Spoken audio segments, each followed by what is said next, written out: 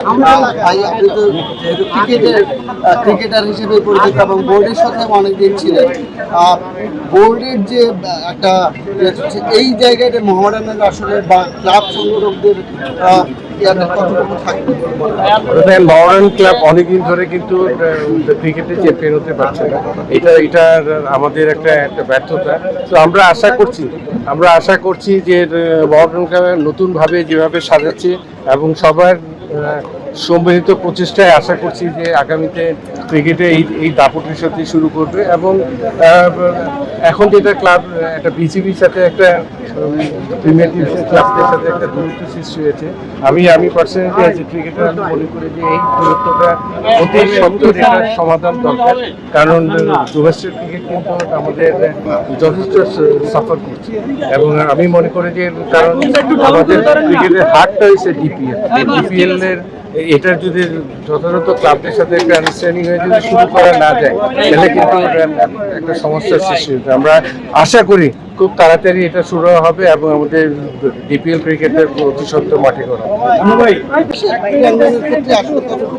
আমাদের এই private club আমরা এটা সবসময় এটা সাফল্য কামনা করি। এবং যে পথ চলাটা শুরু হয়েছে নতুন কমিটির দায়িত্ব নেওয়ার পরে এবং সরকারের উচ্চ পর্যায়ে সবাই আজকে উপস্থিত ছিলেন, এটা আমাদের প্রাণচন্দ্রতা বাড়িয়ে দিয়েছে। আমরা আশা করি যে আমাদের ক্লাব আবার আগের মহিমায় আবার পদচরণ করবে এবং বাংলাদেশের প্রতিটা ডিপার্টমেন্টে আমাদের মোহামেডান ক্লাব আমরা অংশগ্রহণ করে এবং দাপটের সাথে ঐতিহ্যটা রক্ষা করি। মানে গতকালকে থেকে একটা সাবজেক্ট চলছে যে আসলে পেশাদার খেলোয়াড় রাজনীতির বাইরে থাকে বা রাজনীতি না আসে সরকার প্রধানের আহ্বান। আমরা আজকে ফুটবলের কাছে একই কথা শুনলাম। আপনি ফর্মার ক্রিকেটার হিসেবে আসলে এটা পজিটিভ হিসেবে দেখছেন? অবশ্যই পজিটিভ। এটা আমাদেরকে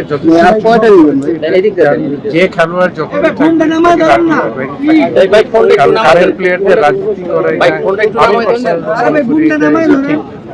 তার ধ্যান ধারণা সবসময় দেশের জন্য থাকবে এবং ফুটবল খেলুক সবার আগে দেশের কল্যাণ করে সেগুলো রাজনীতি এই জায়গায় আসাটা উচিত নয়।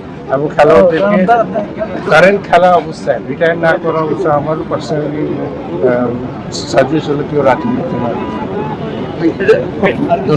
সব ধরনের খেলার খবর পেতে সাবস্ক্রাইব করুন।